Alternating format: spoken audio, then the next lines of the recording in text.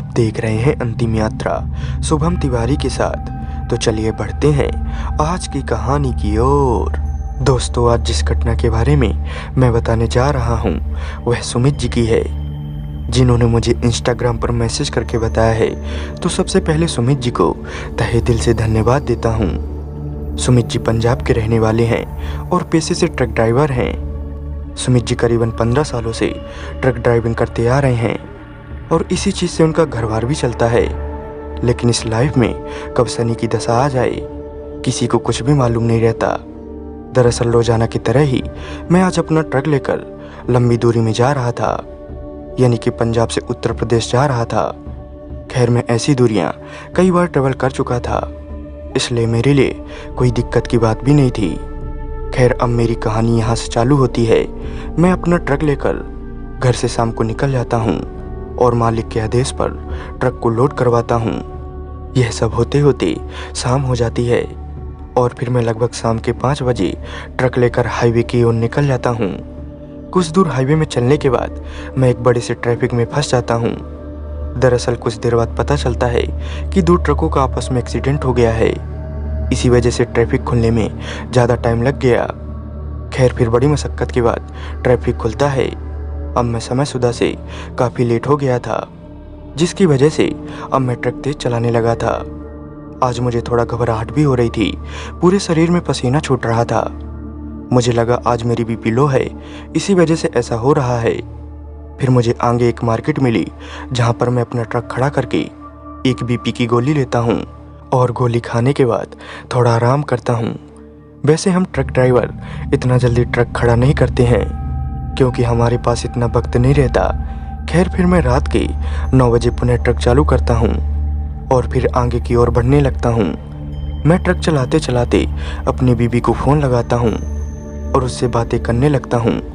दरअसल जब भी मैं बोर होता तो अपनी बीबी को फ़ोन करता, जिससे मेरा मनोरंजन हो जाता था।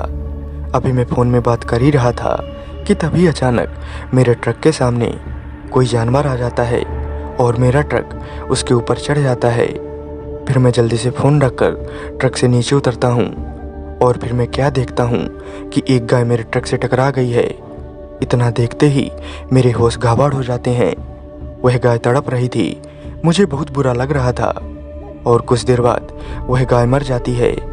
अब मैं सोचने लगता हूँ कि मेरी लापरवाही की वजह से उस गाय का एक्सीडेंट हो गया।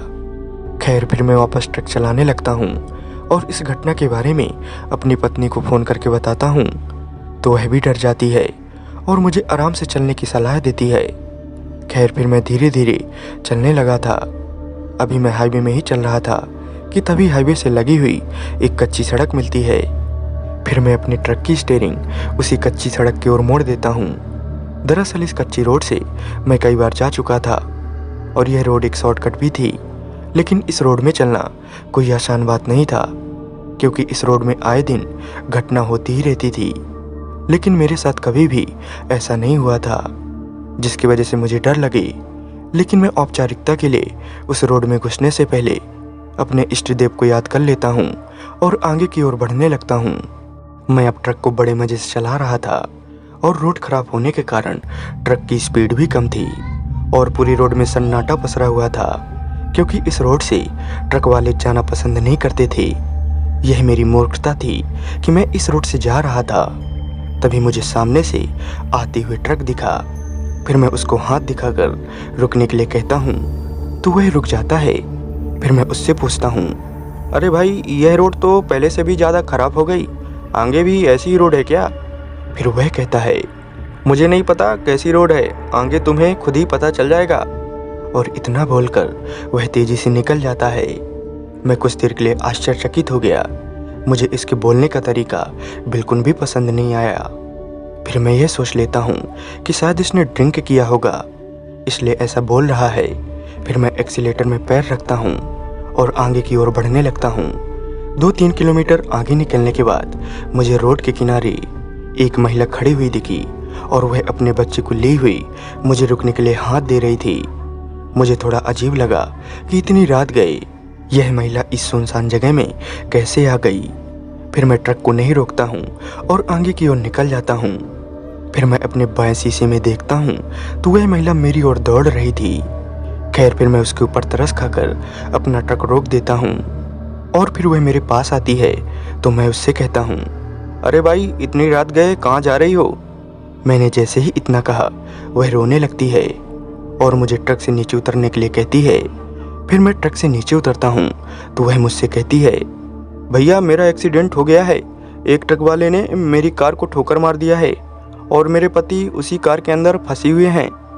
इतना कहने के बाद वह मुझे अपने कार के पास ले जाने लगती है और जब मैं उसके कार के पास जाता हूँ तो सचमुच कार के परखच्चे उड़े हुए थे। इतना देखकर मैं डर जाता हूँ और फिर जल्दी से उसके पति की लाश निकालता हूँ और फिर मैं जैसे ही पीछे मुड़ता हूँ तो वह औरत कहीं भी नहीं थी। एक पल के लिए मेरी सांसें थम गई और मुझे कुछ भी समझ में नहीं आ रहा था। फिर मैं हिम्मत करके जल्दी से पुलिस को फ़ोन करता हूँ तो लगभग आधे घंटे बाद पुलिस आती है। फिर पुलिस वाले कार की छानबीन करते हैं और जैसे ही पुलिस वाले उस महिला और बच्चे की लाश निकालते हैं तो इतना देखते ही मैं बेहोश हो जाता हूँ और जब मुझे होश आता है तब सुबह के 3 बजे हुए थे और फिर पता चलता है कि उस महिला का पति जिंदा है। अब मैं समझ जाता हूँ कि उस महिला की आत्मा अपने पति को बचाने के लिए मेरे पास आई थी। अब मेरे आंसू थम नहीं रहे थे। फिर पुलिस से मैं पूरी बातें बताता हूँ और मैं यह भी समझ गया था कि जो आते वक्त मुझे ट्रक मिला था उसी ने कार को टक्कर मारा है। खैर दोस्तों, इस घटना के बाद मैं पूरी तरह से टूट गया था। अब मैं बेचैन से रहने लगा था। आज मेरी उम्र 35 साल हो गई है, लेकिन यह घटना मुझे चैन से जीने नहीं देती। कुछ दिनों से मैं ट्रक की नौकरी भी छोड़ दिया हूँ, जिससे पैसे की दिक्कत बनी ही रहती है, लेकिन यह जीवन का पार्ट होता है और मैं यही सोचकर अपना जीवन यापन कर रहा हूँ। तो दोस्तों, आज की कहानी आपको कैसे लगी कमेंट करके ज़रूर बताइएगा और यदि आप भी मुझे कोई रियल घटना के बारे में बताना चाहते हैं तो आप मेरे इंस्टाग्राम आईडी पर भेज सकते हैं। तो आज के लिए बस इतना ही। मिलते हैं किसी और घटना के साथ। तब तक के लिए बाय एंड टेक केयर।